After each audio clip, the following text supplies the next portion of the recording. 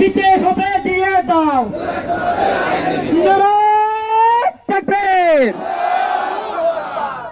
প্রিয় তৌহিদি জনতা, আপনারা দেখেছেন ইতিমধ্যেই বাংলাদেশ জামায়াত ইসলামী 5 দফা দাবি নিয়ে মহানগর থেকে শুরু করে আজকের উপজেলা শহর পর্যন্ত দাবি নিয়ে পৌঁছে গিয়েছে। আমাদের 5 দফা দাবি চলমান থাকবে যতদিন না পর্যন্ত আমাদের দাবি আদায় না হবে।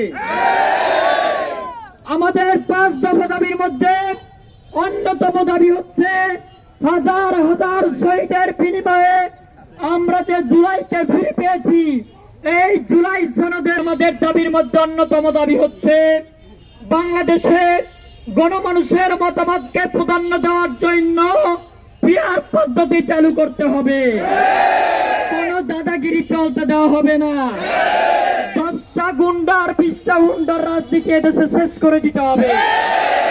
সম্মানিত তৌহিদি জনতা, প্রিয় পাথরঘাটার তৌহিদি জনতা, আমরা আমাদের এই দাবির মধ্য দিয়ে জানিয়ে দিতে চাই আমাদের 5 দফা দাবি অতি বিলম্ব না করে, কাল বিলম্ব না করে মেনে নিতে হবে দেশের 18 কোটি জনতার জন্য।